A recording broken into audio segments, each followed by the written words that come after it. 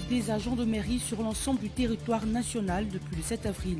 2 jours à peine et les conséquences se ressentent chez les consommateurs. Un webinaire sur le e-commerce en Côte d'Ivoire a eu lieu ce jeudi 8 avril 2021 et a vu la participation de plusieurs institutions nationales et internationales. Et puis au Bénin, protestation dans plusieurs villes en dénombre au moins un mort.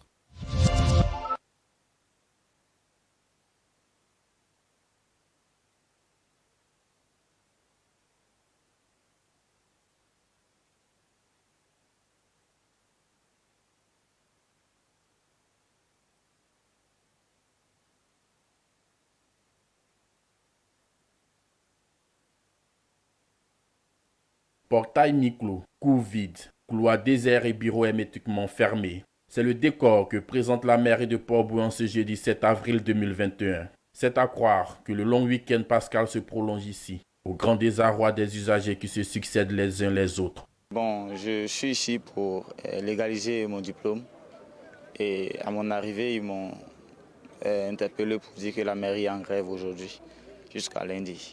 Bon, ils ne m'ont donné aucune raison.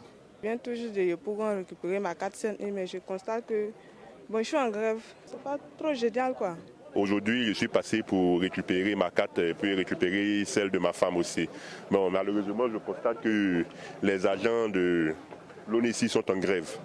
Bon, on dit que c'est la mairie qui a fermé leurs locaux, mais c'est vraiment dommage, quoi. Parce que nous quittons loin pour venir jusqu'ici pour retirer notre carte et puis nous constatons que les agents sont vraiment en grève. C'est vraiment un incident qui est très fâcheux. Une grève des agents de la mairie, c'est la raison de la situation. Réunis en petits groupes, les grévistes abordent tous un signe distinctif. Bandeau rouge bien visible au poignet, au cou ou sur la tête. Ils revendiquent plusieurs points pour des conditions de travail et de vie meilleures. Au nombre de leurs revendications, l'élément déclencheur de la grève. La revendication même qui a suscité même la grève d'aujourd'hui, c'est le fait que le ministère de l'Intérieur a pris une circulaire pour annuler les primes de départ à la retraite. Ça veut dire qu'un agent de mairie, aujourd'hui, quand il finit sa carrière, 30 ans, 40 ans après, quand il va à la retraite, il n'a aucune prime.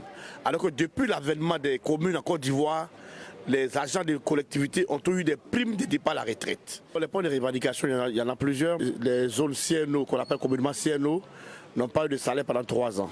Au niveau des agents des collectivités, il y a eu une augmentation de la prime de transport de 5 000 francs qui n'a pas été perçu au jour d'aujourd'hui. Le statut de la fonction publique territoriale qui nous a été promis par le président de la République, qui a été mis en forme, que jusqu'à aujourd'hui n'est pas mis en vigueur. Conscients des désagréments que subissent les consommateurs, certaines communes ont mis en place des services minimums pour permettre certaines opérations. Des dispositions souhaitables en attendant qu'un terrain d'entente soit trouvé entre les différentes parties.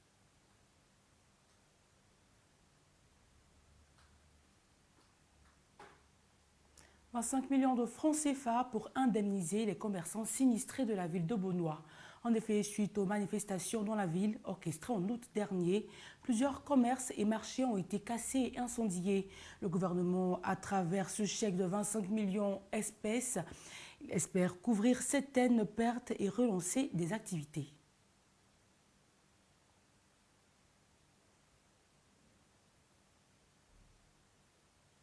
Accroître leurs activités, elles sont nombreuses, ces commerçantes à vouloir le faire face à la cherté de la vie. Des activités qui sont au ralenti, le chiffre d'affaires diminue et plusieurs d'entre ces femmes seront obligées de fermer boutique si rien n'est fait. Christian Gokra. Les commerçantes sont de plus en plus mécontentes de la flambée des prix à l'approvisionnement. Certains produits de première nécessité ainsi que certaines denrées alimentaires connaissent des hausses régulières, ce qui impacte directement l'activité sur le marché des détails. Le marché n'est pas bon. Parce que vraiment, nous souffrons. Vraiment, ce que nous prenons sur le marché, ça ne bouge pas. Ça fait que la banane, tellement que les chers, les femmes ne prennent pas la banane qui est devenue à l'eau dans notre main. Donc tout se garde dans notre main. Pourtant la banane, nous faisons ça à 200, 100 francs, mais ça ne marche pas. À cause de l'huile, poisson qui est cher. Donc vraiment, ça nous fatigue. Les trucs ne marchent pas. Vraiment, le marché ne bouge pas. Ça ne bouge pas. Tout est cher. Tout est cher. Des fois, même on prend un local, il n'y a pas de client pour prendre pour aller griller.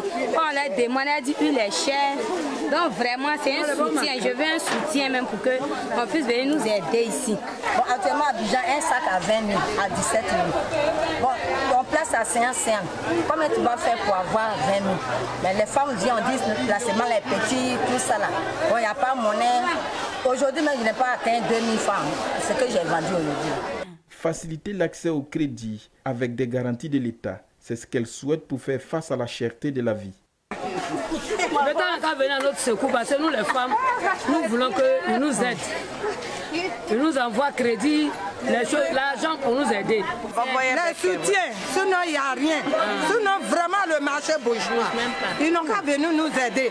Le Conseil national de lutte contre la vie chère est une organisation, comme son nom l'indique, dont le rôle est de lutter contre la vie chère pour le bien-être des populations. Cependant, ces actions sont encore peu ou pas du tout perçues par les consommateurs.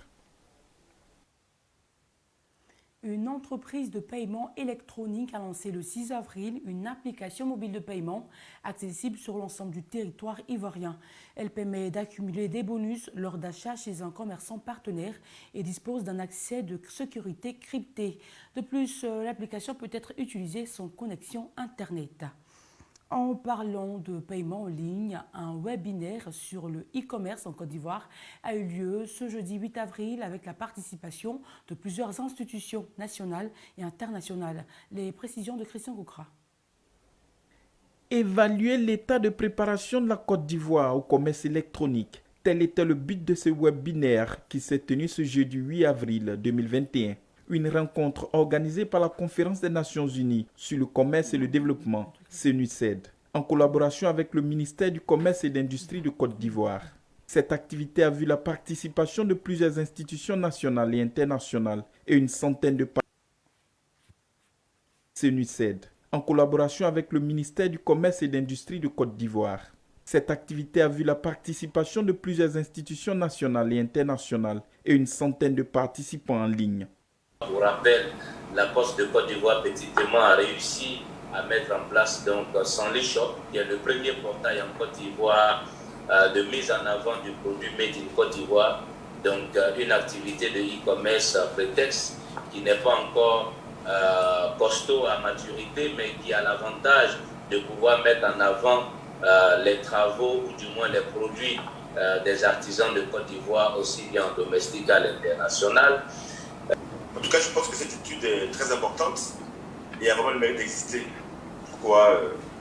Parce que le commerce électronique est relativement important et on pense qu'avec notamment l'état de la pandémie mondiale de la Covid et puis même les échanges internationaux, on pense qu'aujourd'hui, il est plus adéquat de pouvoir faire de la vente en ligne, faire des commerces, du commerce important, de services et de biens, du point de vue en utilisant la technologie Internet.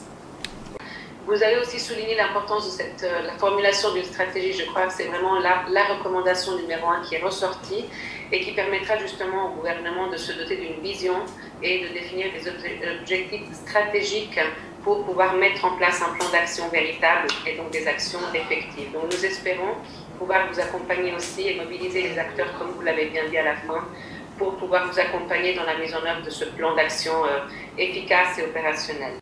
Il faut noter que la Côte d'Ivoire aujourd'hui a fait d'importants progrès pour améliorer l'accès à l'économie numérique et au commerce électronique. Bien que le pays bénéficie d'une économie relativement dynamique, il est confronté à certaines difficultés, notamment le coût élevé des données Internet, l'inefficacité du système d'adresse physique, la faible sensibilisation de la population sur le commerce électronique et les compétences numériques limitées.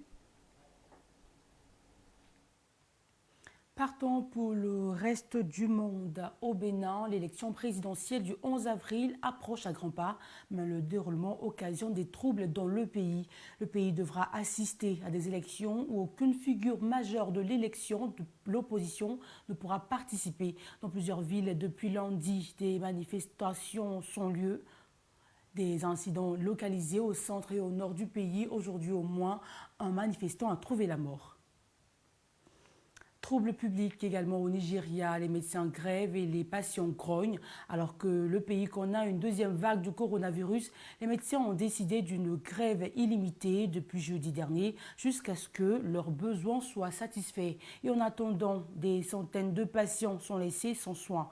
À présent, notre point quotidien sur l'évolution du coronavirus dans le monde. On dénote 26 nouveaux cas, 316 guéris, un décès en Côte d'Ivoire. Un total donc de 44 880 cas confirmés, 257 décès au Kenya. L'inquiétude monte. Une femme enceinte ayant reçu le vaccin britannique AstraZeneca vient de mourir alors que le pays attendait avant la fin de l'année 25 millions de doses. Un agent de santé tente de rassurer. La femme enceinte serait morte suite à une fausse couche et non au vaccin du coronavirus.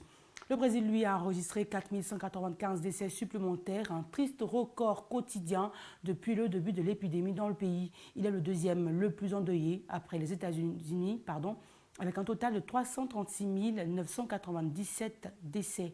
Et pour terminer cette édition, on part dans le centre-est de la Côte d'Ivoire où un fait divers, la jalousie a poussé un armurier à se suicider après avoir poignardé à plusieurs reprises sa femme. Même si en Côte d'Ivoire, les statistiques ne sont pas officielles, 70% des femmes à Abidjan subiraient des violences conjugales, selon l'ONG de défense des droits des femmes. C'est la fin de cette édition. J'ai pris plaisir à vous la présenter. Demain, on se retrouve pour de nouvelles éditions. D'ici là, portez-vous bien.